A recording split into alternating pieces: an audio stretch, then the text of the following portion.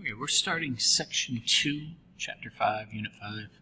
And what we're going to do is we're going to learn about the mean value theorem. It also Rolle's theorem, but mean value theorem is a little bit more important. And what we'll be doing is looking at differentiable functions.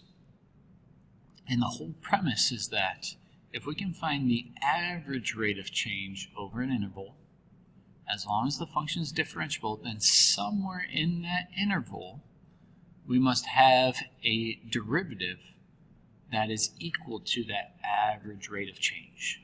So this is just a nice little visual to get your brain going. And notice that's all this person did. He imagine drawing these ordered pairs, 0, 1, 2, 5. And the whole premise then is if we can find the average rate of change of two endpoints, then somewhere on that interval, you must also have a tangent line that has the same slope. And that's exactly what we have going on in this problem. Is you can find the average rate of change, which is the slope of the secant line. So in the interval from A to B, the average rate of change is defined as it's just the equation of slope, y2 minus y1 over x2 minus x1. And then what you'll be doing is the slope, the instantaneous rate of change, which is the tangent line. And that's defined as f prime of a, where a is equal to x. Now notice that the function must be differentiable on that interval. So let me do that. Let me show you the math on, if I can find my notes, there they are.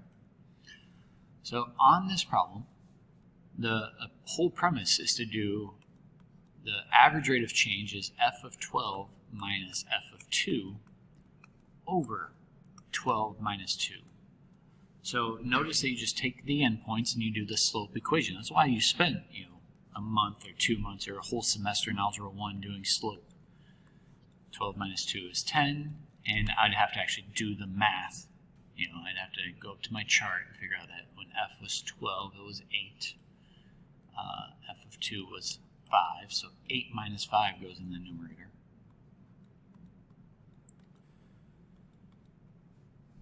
So we end up getting 3/10. And so as we look at the next part, is the instantaneous rate of change of f at x equals 4 greater than the rate of change at x equals 6? I'm going to go back to the notes on that because he actually drew it and I did not. Notice he actually did it backwards, but you get the same answer there. But if you look at the instantaneous rate of change, that's the tangent line, and you're looking at which one has a greater slope. So according to him and his work, at x equals 4, the slope is greater. Now the other piece to this is since it needs to be a continuous function, a differentiable function, we need to have a smooth curve connecting all these points. So that's why I think it's safe to say that the smooth curve would help to justify why this x equals 4 has a steeper slope. Let me go back down to give you an opportunity to pause the video and write down anything you want for your notes. And let's go back to mine.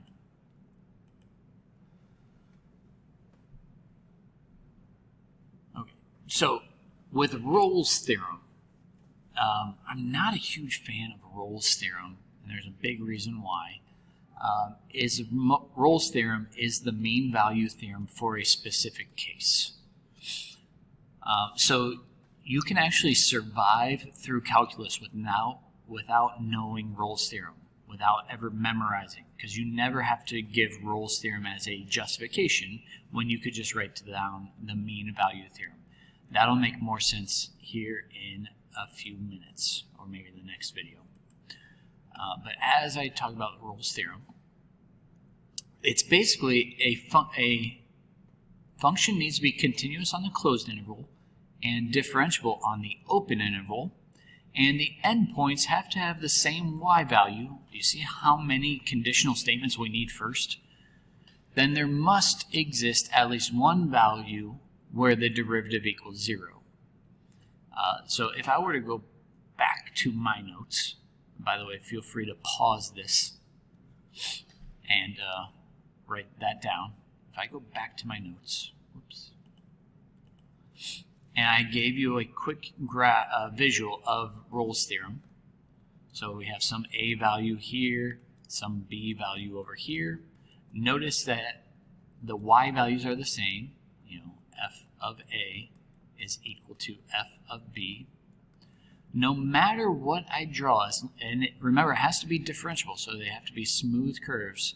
I could have a curve that looks like this. Notice that I had to have a, I don't want to phrase it, let me put a dash line. My secant line has to have the same slope up here. I have a tangent line up here that has the same slope, and that slope is 0. So let's call that point C. So f prime of C was equal to 0, which is equal to, that formula, f of B minus f of A over B minus A. And if you're sitting there and saying, like, I'm not quite sure where you're getting at, is the mean value theorem. Let me switch back to that pink color. The mean value theorem will be getting us to this point, that f prime of C must be equal to f of B minus f of A over B minus A. Now, why is Rolle's theorem not that significant? Well, if f of B is equal to f of A, then what must be true if I do f of B minus f of A? I get 0. So Rolle's theorem is a very, very specific version of the mean value theorem. So it's a good precursor to teach. So I shouldn't really be dissing on Rolle's theorem that much, but it's just not as dynamic as the mean value theorem. The mean value theorem applies to all differentiable and continuous functions, but Rolle's theorem only applies if the endpoints y values are equal. So it's not that dynamic. It's very specific. So looking at that previous problem, the reason why we're going to look at two different things. Well, if we look at f of 2 and f of 14, f of 2 and f of 14, they both have the same y value. I'm also going to put a box around this. We also have a differentiable function, and it's continuous because f of 0 is defined and f of 16 is defined. So go through your checklist. In order to do Rolle's theorem, it's continuous on 2 to 14. Maybe put a check mark there. Maybe I should start with differentiability. Let's start with differentiability. Sorry if you already wrote that. It's differentiable on the open interval. This was stated.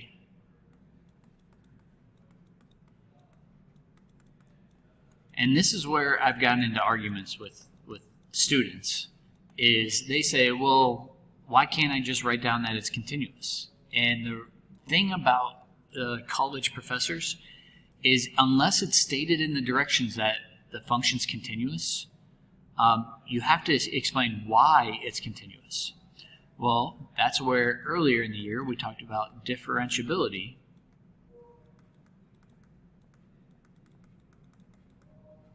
Implies continuity.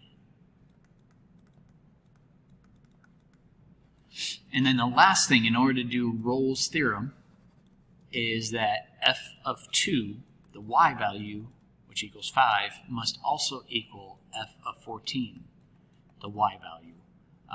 So I don't know if I want to put like a big old resounding yes. That works. So as we look at f of 2 and f of 10, f of 2 is still 5, f of 10 though is 10. Now they do not equal,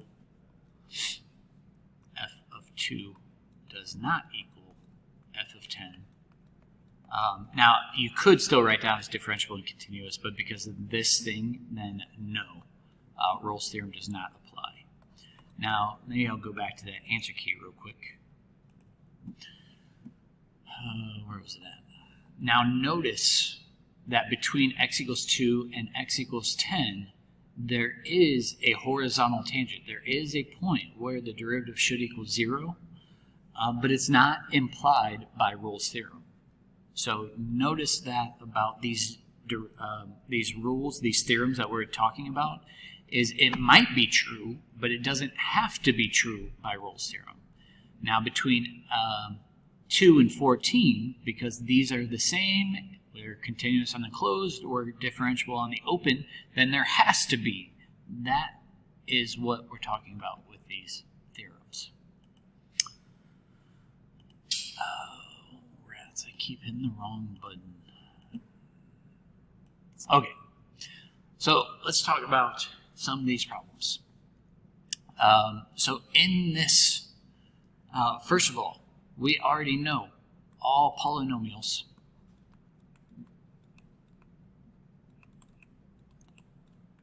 are differentiable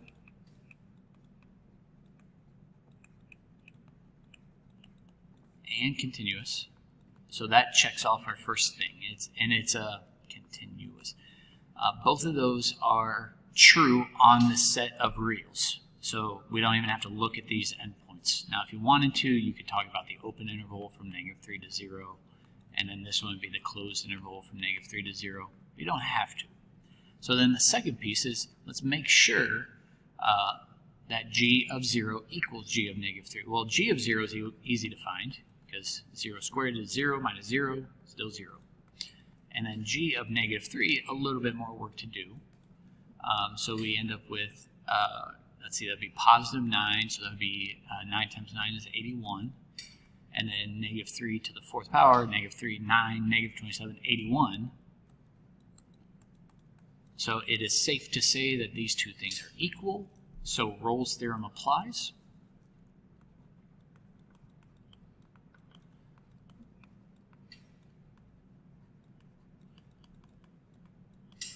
And now we need to find that c value. Well, what do we need to do is we take the derivative and we get 18x minus 4x cubed. And we set it equal to 0 because that is the average rate of change on those intervals. Okay, it'll make more sense when we get to the mean value theorem, but why do we care about 0? Is because what we're doing is really g of -3 minus g of 0 over -3 minus 0. And you can tell from that that the slope is going to be 0. That's why we care about it. So as we finish this, I would factor out a 2x just to make my life easier. So I'm looking at 9x minus 2x. That is so wrong. 9 minus 2x squared. Well, x equals 0, while it is a solution, is not inside, it's an endpoint. So we don't want that one. We want the other two, so what I would do is set what's in parentheses equal to 0, add the 2x squared over. So we're looking at 9 halves.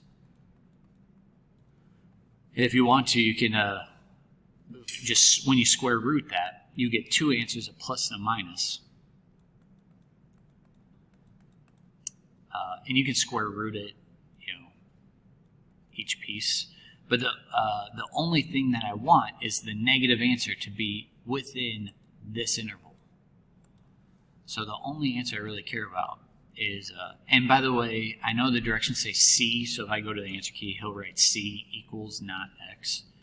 But it actually doesn't matter. We want the negative answer of that. So I'm going to rationalize the denominator to 3 root 2 over 2. And that is the C value that is inside of that interval. So like I said, I'm going to go to the answer key just to show you his work, and then my time will be up.